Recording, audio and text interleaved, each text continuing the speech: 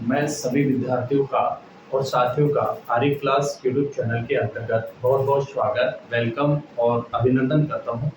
प्रिय विद्यार्थियों, शिक्षा वह ताकत है जिसके माध्यम से आप जो है अपने जीवन को जो है बेहतर से बेहतर जो है बना सकते हैं। और डियर स्टूडेंट्स, आपका सतत प्रयास और आपकी जो मेहनत है वो निश्चित रूप में रंग लाएगी, इस बात की मैं उम्मीद करता हूं। और देखिए, अपन टॉपिक के संदर्भ में बात करते हैं तो आज का जो हमारा जो टॉपिक रहेगा वो सरकार के अंगों के संदर्भ में रहेगा। डियर स्टूडेंट्स, जैसा आप सभी जानते हैं कि जो गवर्नमेंट की शासन होती है वो मुख्य रूप से जो है 3 अंगों से मिलकर के बनती है: व्यवस्थापिका, कार्यपालिका और न्यायपालिका। तो जो व्यवस्थापिका है वो एक सरकार का महत्वपूर्ण पार्ट है, एक अंग है, और राज्य का एक आवश्यक अंग भी है, क्योंकि राज्य के लक्ष्य और जो उद्देश्य होते हैं उन सबकी जो पूर्ति की जाती है वो सरकार के द्वारा की जाती है। किसके द्वारा की जाती है? सरकार के द्वारा। तो राज्य को जो मूर्त रूप जो प्रदान करती है वो कौन करती है? वो सरकार करती है। और सरकार के 3 अंग होते हैं। तो डियर स्टूडेंट्स, हमारी जो क्लास रहेगी वो सरकार के अंगों के संदर्भ में रहेगी। निश्चित रूप में ये टॉपिक आपको अच्छे से समझ में आए। डियर स्टूडेंट्स, मेरा पूरा प्रयास रहेगा और जो है मुझे और अधिक जो है मोटिवेट करने के लिए आपका लाइक और शेयर मेरे लिए जो है महत्वपूर्ण है। तो डियर स्टूडेंट्स, हमें और जो है मोटिवेट करने के लिए जो है चैनल को लाइक कीजिए, सब्सक्राइब कीजिएगा और शेयर कीजिएगा। चलिए बात करते हैं अपन सरकार के अंग और सरकार के अंगों के संदर्भ में अपन महत्वपूर्ण बात करते हैं। देखिए, सबसे पहले तो आपको ये नोट करना है कि सरकार राज्य का मूर्त रूप होती है। महत्वपूर्ण बिंदु है सरकार राज्य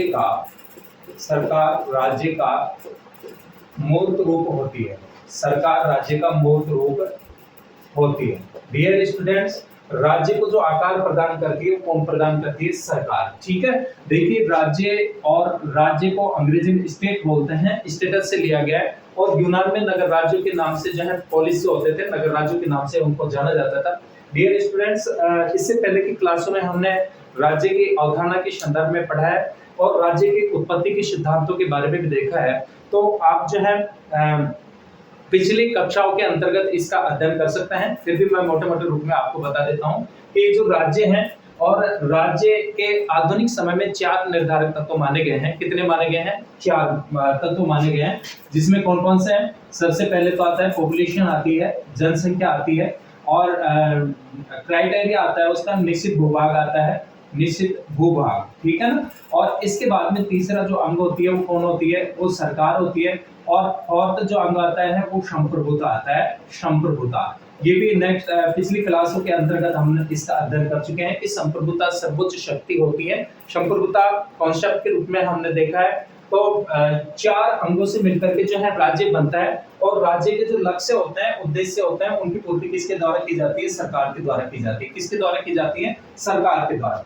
राज्य हमारे को दिखाई नहीं देता है, लेकिन राज्य के रूप में हमें जो दिखाई देती है वो कौन दिखाई देती है? सरकार। और सरकार राज्य को जो है मूर्त रूप या उसको आकार क्या करती है? प्रदान करती है। तो डियर स्टूडेंट्स, महत्वपूर्ण बिंदु है, आपको ये ध्यान रखना है, अच्छे से आपको समझ में आए। इस बात का जो है मेरा जो है डियर स्टूडेंट लगातार प्रयास रहेगा, बेहतर से बेहतर ढंग से एक्सप्लेन करने का मैं प्रयास करता रहूंगा। तो निश्चित रूप में जो है आप समझने का प्रयास करें, निश्चित रूप में आपके टॉपिक समझ में आएगा। तो सरकार राज्य का क्या होती है? मूर्त रूप होती है। नेक्स्ट हम बात करें सरकार राज्य का वह सरकार राज्य का, किसका? सरकार जो है राज्य का, ये कहें कि सरकार राज्य का वह यंत्र है या मंत्र है जिसके ऊपर राज्य के कानून बनाने, वह मंत्र है। सरकार राज्य का वह मंत्र है। सरकार राज्य का वह मंत्र है जिसके ऊपर राज्य के कानून बनाने, जिसके ऊपर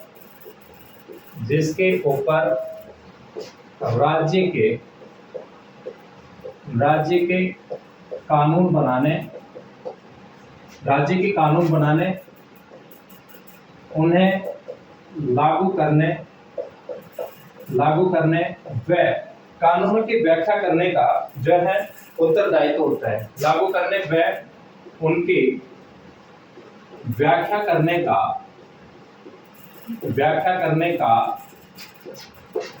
उत्तरदायित्व होता है। व्याख्या करने का क्या होता है? उत्तरदायित्व होता है। डियर स्टूडेंट, जैसा आप जानते हैं कि जो सरकार होती है, सरकार के 3 अंग होते हैं, व्यवस्थापिका, कार्यपालिका और न्यायपालिका। तो देखिए जो मंत्र है ये कहें कि भाई सरकार राज्य का वह मंत्र है या यंत्र है जिसके ऊपर राज्य के कानून बनाने। एक तो राज्य के संदर्भ में जो पॉलिसी जो बनाई जाती है, कानून जो बनाए जाते हैं, किसके द्वारा बनाए जाते हैं? सरकार के द्वारा। और सरकार में कानून बनाने का जो कार्य किया जाता है, किसके द्वारा किया जाता है? व्यवस्थापिका के द्वारा किया जाता है। किसके द्वारा किया जाता है? व्यवस्थापिका के द्वारा। और लागू करने का जो काम करती है वो कौन करती है? कार्यपालिका करती है। और व्याख्या करने का जो उत्तरदायित्व होता है वो किसका होता है? वो होता है न्यायपालिका का। ठीक है, तो सरकार राज्य का वह मंत्र जिसके ऊपर ये कहें कि राज्य के कानून बनाने, उन्हें लागू करने और उनकी व्याख्या करने का क्या होता है? उत्तरदायित्व होता है। ठीक है, नेक्स्ट जो है आधुनिक समय मानव समाज के लिए। नेक्स्ट जो बिंदु है आधुनिक समय, आधुनिक समय मानव समाज के लिए, मानव समाज के लिए आधुनिक समय जो है मानव समाज के लिए जो है राज्य एक आवश्यक व सार्वभौमिक संस्था है। मानव समाज के लिए राज्य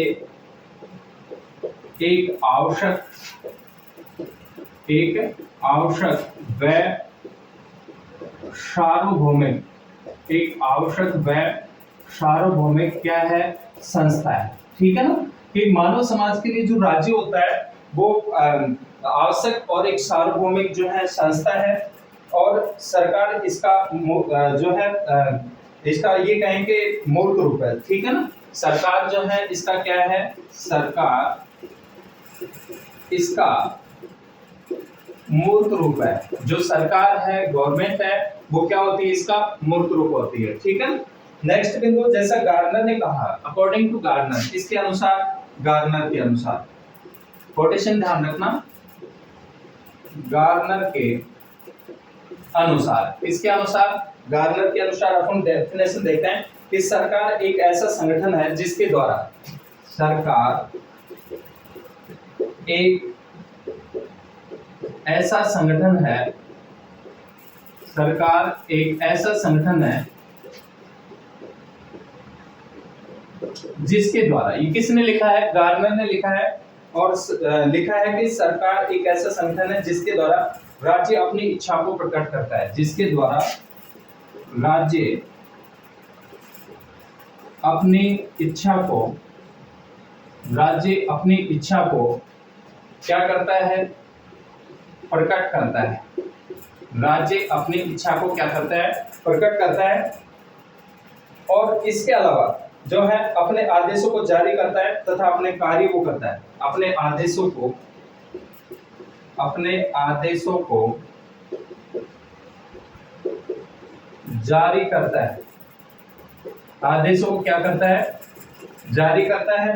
और जो है तथा अपने कार्य को करता है, तथा अपने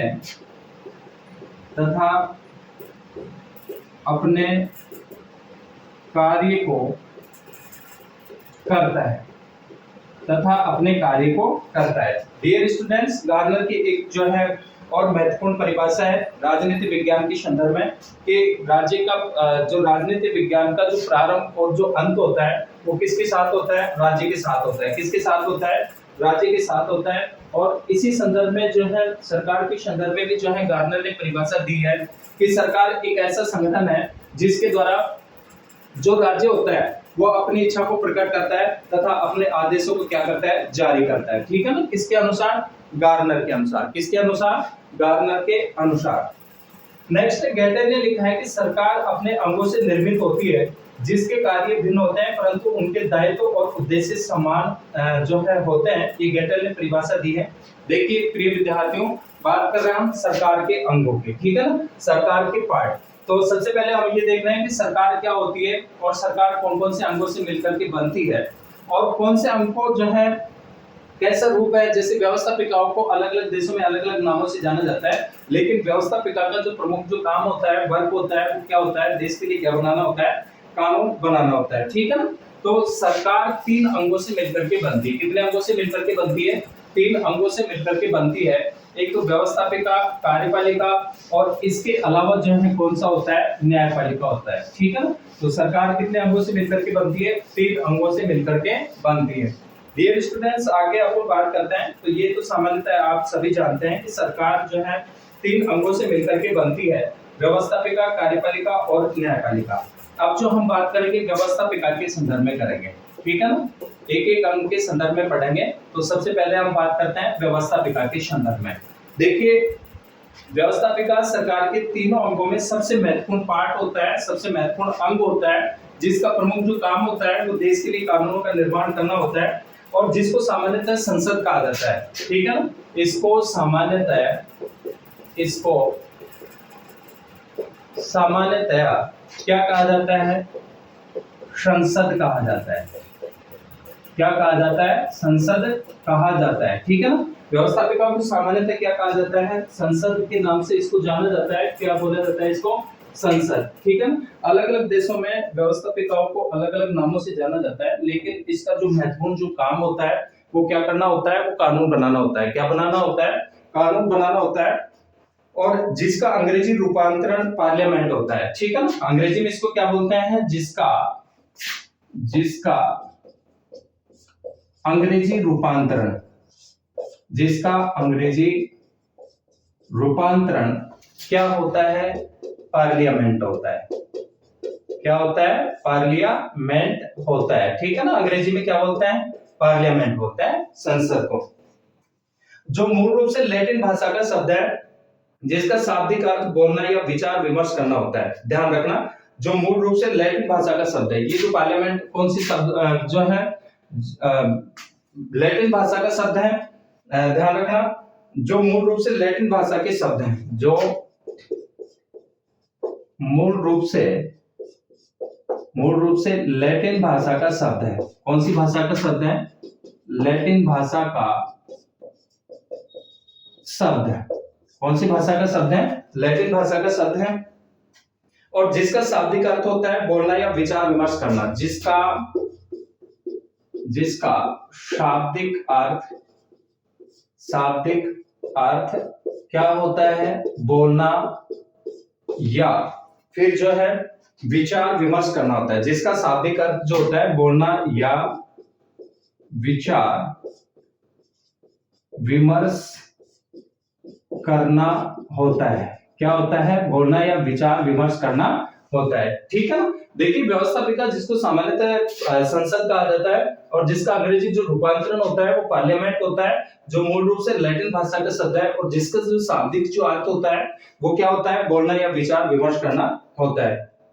इसके बाद में प्राचीन काल में बात करें अपन कि प्राचीन काल में कानून बनाए नहीं जाते थे, बल्कि समाज में ढूंढे जाते थे। अर्थात कानून सामाजिक परंपराओं और नियमों पर आधारित होते थे, ठीक है ना। ये बात भी आपको ध्यान रखनी है कि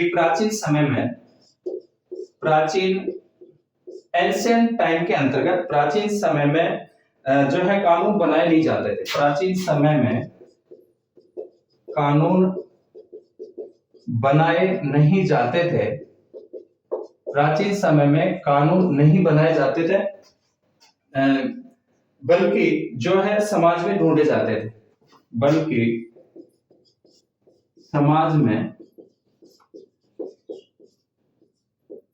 समाज में ढूंढे जाते थे, ठीक है ना। प्राचीन समय के अंतर्गत जो है कि बनाए नहीं जाते थे, बल्कि समाज में ढूंढे जाते थे। अर्थात कानून सामाजिक परंपराओं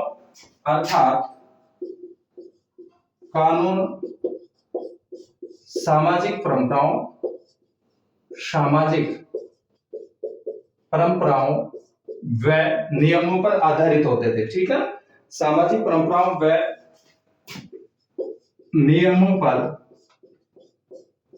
पर आधारित होते थे, ठीक है।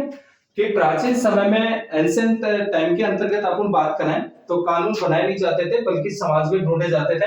अर्थात जो कानून थे वो सामाजिक परंपराओं और नियमों पर क्या होते थे? आधारित होते थे।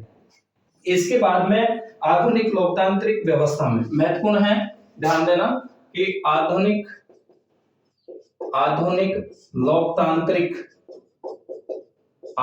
लोकतांत्रिक व्यवस्था में, कौन सी व्यवस्था में? आधुनिक लोकतांत्रिक जो व्यवस्था है उसमें जो है ब्रिटेन की संसद दुनिया की पहली लोकतांत्रिक संसद मानी जाती है। आधुनिक लोकतांत्रिक व्यवस्था में दुनिया की दुनिया की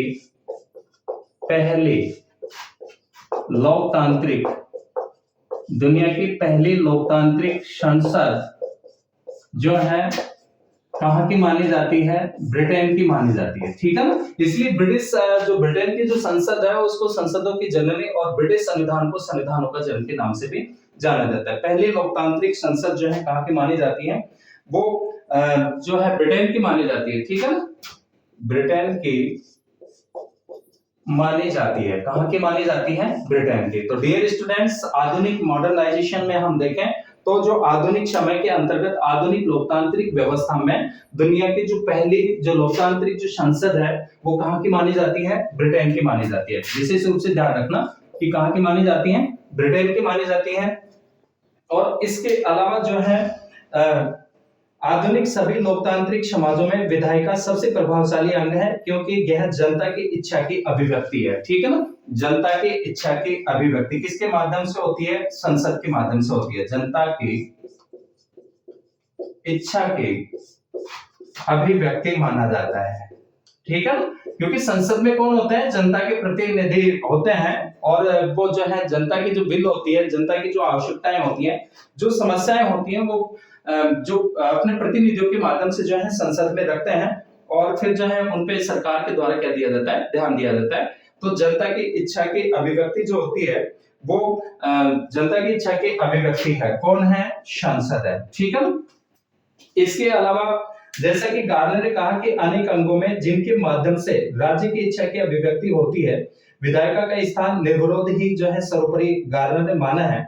इसके बाद में अपन जो बात करते हैं वो यूरोपीय संघ। देखिए रिवाइज और करवा देता हूं। सबसे पहले जो है बात करें हम कि हमारा जो टॉपिक है, आज की जो क्लास चल रही है वो सरकार के पार्ट के संदर्भ में जो है हमारी क्लास है कि सरकार के अंग। सबसे पहले हमने सरकार की परिभाषा देखा है कि सरकार क्या होती है, सरकार का क्या रोल होता है, और सरकार किस काम है। तो सरकार जो है एक राज्य का महत्वपूर्ण अंग है, और सरकार के द्वारा राज्य के जो उद्देश्य होते हैं, लक्ष्य होते हैं, उनकी क्या की जाती है? पूर्ति की जाती है, ठीक है ना। इसके अलावा हमने बात की कि जो सरकार है वो मोस्टली रूप में जो है सरकार राज्य का वह यंत्र जिसके ऊपर राज्य के कानून बनाने, उनको लागू करने और व्याख्या करने का उत्तरदायित्व होता है। तो डियर स्टूडेंट, जो सरकार होती है वो 3 अंगों से मिलकर के बनती है: व्यवस्थापिका, कार्यपालिका और जो है न्यायपालिका। इसके अलावा हमने बात की कि जो व्यवस्थापिका है इसको सामान्यतः क्या कहा जाता है? संसद कहा जाता है, जिसका अंग्रेजी रूपांतरण पार्लियामेंट होता है, जो मूल रूप से लैटिन भाषा का शब्द है। कौन सी भाषा का शब्द है? लैटिन भाषा का शब्द है, जिसका शाब्दिक अर्थ क्या होता है? बोलना या विचार विमर्श करना। ये इसका क्या होता है? शाब्दिक अर्थ होता है।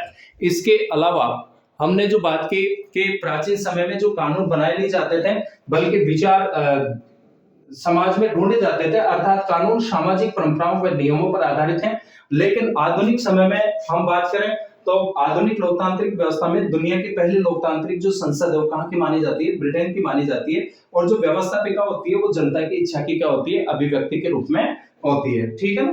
अब अपन बात करते हैं अंतर्राष्ट्रीय संगठन व उनकी संसदों के संदर्भ में। अंतर्राष्ट्रीय संगठन व उनकी जो संसद है उनके संदर्भ में कि किस नाम से वहां पे उसको जाना जाता है। व्यवस्थापिका एक सदनात्मक भी होती है और द्विसदनात्मक भी होती है, ठीक है ना। तो बात करेंगे अंतर्राष्ट्रीय संगठन व उनकी संसद। अंतर्राष्ट्रीय संगठन, अंतर्राष्ट्रीय संगठन व उनकी संसद, ठीक है। अंतर्राष्ट्रीय संगठन व उनकी संसद। सबसे पहले हम बात करते हैं यूरोपीय संघ की। कौन से संघ के? यूरोपीय संघ। और जो यूरोपीय जो संघ है इसमें जो पार्लियामेंट है, संसद है, वो द्विसदनात्मक है, ठीक है ना। पार्लियामेंट कैसी है? द्विसदनात्मक है, ध्यान देना। पार्लियामेंट, यहाँ की जो संसद है वो क्या है? द्विसदनात्मक है। क्या है? द्विसदनात्मक। इसका मतलब क्या है कि यहाँ पर जो व्यवस्थापिका है या विधायिका है वो 2 सदनों वाली है। निम्न सदन में यूरोपीय पार्लियामेंट आता है। निम्न सदन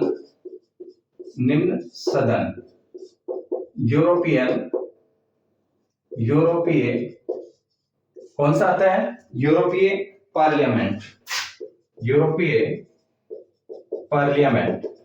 ठीक है। और जो यहाँ का जो उच्च सदन है उसको counselling of the European, council परिषद ऑफ द यूरोपियन, यूरोपियन की परिषद, उच्च जो सदन है, उच्च सदन, इसको किसके नाम से जाना जाता है? इसको council of the European, council, council of the European, ये यहां का क्या है? उच्च सदन है। क्या है? उच्च सदन है। सदस्य संख्या की बात करें तो इसमें 751 है और सदस्य जो है अस्थायी होते हैं। इसके बाद में सदस्यों की संख्या की बात करें, टोटल जो है सदस्य संख्या, सदस्य संख्या, तो इसमें जो सदस्य संख्या है कितनी है? 751 है। कितनी है? 751। इसके बाद में अपन बात करते हैं अफ्रीकन यूनियन की। नेक्स्ट जो है African, African union, African union. और जो अफ्रीकन यूनियन है, यहाँ की जो संसद का नाम है वो है पैन अफ्रीकन पार्लियामेंट। क्या है? Pan African parliament.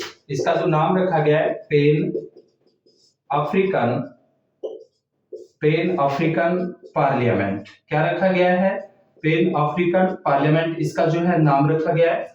और ये एक सदनात्मक है। डियर स्टूडेंट ध्यान रखना कि यहाँ के जो अफ्रीकन जो यूनियन है केवल एक सदनात्मक जो व्यवस्थापिका है और इसमें सदस्य संख्या ध्यान देना एक सदनीय है। ठीक है ना? एक सदनात्मक अर्थात एक सदन है और इसमें सदस्य संख्या 265 है। इसकी जो सदस्य संख्या की अपन बात करें, सदस्य संख्या, तो टोटल जो सदस्य संख्या है इसका एक ही सदन है तो 265 है। कितनी है सदस्य संख्या? 265 है। इसके अलावा जो यूरोपीय संघ है, यूरोपियन संघ में सदस्यों की जो संख्या है वो कितनी है? वो 751 है। कितनी है? 751। ठीक है ना? इसके बाद में community of Latin American and Caribbean state के संदर्भ में अपन देखें तो लैटिन अमेरिकन पार्लियामेंट, और ये भी एक सदनात्मक है। सदस्य संख्या यहाँ पे 206 है। इसके अलावा अरब लीग, नेक्स्ट जो है अंतरराष्ट्रीय जो संगठन है अरब लीग, अरब लीग। और अरब लीग में भी जो है बात करें तो यहाँ की जो पार्लियामेंट है वो एक सदनात्मक है। इसको अरब पार्लियामेंट के नाम से जाना जाता है, अरब पार्लियामेंट के नाम से जाना जाता है। एक सदनात्मक है ये। और सदस्य संख्या तो 68 है। ठीक है ना? ध्यान रखना एक सदनात्मक है ये भी, एक सदनात्मक। और सदस्य संख्या की अपन बात करें तो जो सदस्य जो संख्या है वो कितनी है? 68 है। कितनी है? 68 है। ठीक है। इसके बाद में एशियन देशों के संदर्भ में अपन बात करेंगे। देखिए मैं आपको बता दूं कि अपन जो बात कर रहे हैं अंतरराष्ट्रीय संगठन और उनकी संसद के संदर्भ में देख रहे हैं कि वहां की संसद को किसके नाम से जाना जाता है। और मोस्टली रूप में एक सदनात्मक है कि द्विसदनात्मक है। तो सबसे पहले हमने यूरोपीय संघ को देखा और इसको जो जाना जाता है पार्लियामेंट जो है यूरोपियन पार्लियामेंट जो है के नाम से जाना जाता है। ये द्विसदनात्मक है। एक निम्न सदन है यूरोपियन पार्लियामेंट और उच्च सदन है काउंसिल ऑफ द यूरोपियन। सदस्य संख्या की बात करें तो 751 है। उसके बाद में अफ्रीकन यूनियन, अफ्रीकन यूनियन को पैन अफ्रीकन पार्लियामेंट के नाम से जाना जाता है। ये भी एक सदनात्मक है। सदस्य संख्या 265 है। और अरब लीग के संदर्भ में बात करें वहां की पार्लियामेंट के संदर्भ में तो अरब पार्लियामेंट के नाम से जाना जाता है, जो कि एक सदनात्मक और सदस्य संख्या 68 है। Community of Latin American and Caribbean state के संदर्भ में तो वहां के सदस्य जो व्यवस्थापिका है एक सदनात्मक और सदस्य संख्या 206 है। ठीक है। अब एशियन देशों की संदर्भ में अपन बात करेंगे। जो एशियन जो देश है उनके जो संसद है उनकी संदर्भ में अपन देखते हैं एशियन देशों की संसद या व्यवस्थापिका के संदर्भ में। तो लिख सकते हैं आप एशियन देशों की संसद, एशियन देशों की संसद। और एशियन देशों की संसद में सबसे पहले अपन बात करते हैं भारत की संसद के संदर्भ में। भारत की संसद देखिए हमारे यहाँ पे संसद को व्यवस्थापिका को संसद के नाम से जाना जाता है। और हमारी जो संसद है भारत की जो संसद है ये कैसी है? ये द्विसदनात्मक है। कैसी है? द्विसदनात्मक। ठीक है ना? इसमें द्विसदनात्मक है तो प्रथम और निम्न सदन के नाम से किसको जाना जाता है? लोकसभा को। ठीक है। इसके अलावा जो उच्च सदन है वो कौन सा है, वो राज्यसभा है। कौन सा है, राज्यसभा। लोकसभा और राज्यसभा। वैसे जो संसद है, भारत की जो संसद है, लोकसभा, राज्यसभा और राष्ट्रपति से मिलकर के बनती है। लोकसभा देश की संपूर्ण जनता का प्रतिनिधित्व करने वाला डियर स्टूडेंट्स सदन है, जबकि राज्यसभा संघ की इकाइयों का प्रतिनिधित्व करने वाला क्या है, सदन है। लोकसभा के जो सदस्य होते हैं जनता के द्वारा प्रत्यक्ष मतदान के आधार पर चुने जाते हैं, जबकि राज्यसभा के सदस्य अप्रत्यक्ष रूप से जनता के द्वारा। लोकसभा के जो सदस्य हैं, लोकसभा का सदस्य बनने के लिए उम्मीदवार की जो न्यूनतम आयु रखी गई है वो कितनी रखी गई है, 25 वर्ष। जबकि राज्यसभा के सदस्य के लिए न्यूनतम जो आयु रखी गई है वो कितनी रखी गई है, 30 वर्ष रखी गई है। लोकसभा का कार्यकाल 5 वर्ष होता है, राज्यसभा का कार्यकाल 6 वर्ष होता है। लोकसभा कुछ समय से पहले राष्ट्रपति के जो है प्रधानमंत्री और मंत्री परिषद की सलाह पर राष्ट्रपति के द्वारा क्या किया जा सकता है, भंग किया जा सकता है। जबकि राज्यसभा एक क्या है, स्थायी सदन है, राज्यसभा का कभी विघटन नहीं होता है। और राज्यसभा का सदस्य बनने के लिए न्यूनतम जो आयु रखी गई है वो कितनी रखी गई है, 30 वर्ष। ठीक है, तो जनरली ये इसकी संदर्भ में बात है। और बात करें तो लोकसभा में सदस्यों की संख्या 545 है और राज्यसभा में कितनी है, 245। इसके बाद में अपन बात करते हैं अफगानिस्तान के संदर्भ में। अफगानिस्तान, अफगानिस्तान देखिए, अफगानिस्तान में जो पार्लियामेंट है उसको नेशनल असेंबली बोलते हैं और ये भी द्विसदनात्मक है। अफगानिस्तान में एक तो उच्च सदन और निम्न सदन। House of elders, house of elders, house of elders, ये यहाँ का निम्न सदन है, और सॉरी जो है उच्च सदन है। कौन सा है ये, उच्च सदन है। कौन सा सदन है, उच्च सदन है। और यहाँ का जो निम्न सदन है वो हाउस ऑफ पीपुल है। कौन सा है, house of people, house of people. ये यहाँ का कौन सा सदन है, निम्न सदन है। यहाँ की जो संसद है वो भी जो है द्विसदनात्मक है। इसमें उच्च सदन में 102, इसमें कितने सदस्य संख्या है, 102 है। और इधर अपन बात करें निम्न सदन में तो 250, कितनी रखी गई है, 250 सदस्य संख्या रखी गई है। अल्जीरिया की बात करें तो पार्लियामेंट अल्जीरिया की भी द्विसदनात्मक है। और ऑस्ट्रेलिया की बात करें तो ऑस्ट्रेलिया में भी पार्लियामेंट ऑफ ऑस्ट्रेलिया द्विसदनात्मक है। ऑस्ट्रेलिया में निम्न सदन प्रतिनिधि है और उच्च सदन सीनेट है। और प्रतिनिधि सदन में सदस्य संख्या 150 और 76 जो है वो उच्च सदन में। बांग्लादेश में एक सदनात्मक है, ठीक है ना, कौन सी है, एक सदनात्मक, और जिसको जातीय संसद भी कहा जाता है। बांग्लादेश की संसद को कौन सी संसद कहा जाता है, जातीय संसद के नाम से भी जो है जाना जाता है। और इसमें जो सदस्य संख्या है बांग्लादेश में जो है औसत रूप में अगर बात करें तो इसके जातीय संसद के संदर्भ में और एक सदनात्मक। भूटान की बात करें तो पार्लियामेंट ऑफ भूटान और द्विसदनात्मक है। निम्न सदन में नेशनल असेंबली है और उच्च सदन में नेशनल काउंसिलिंग है।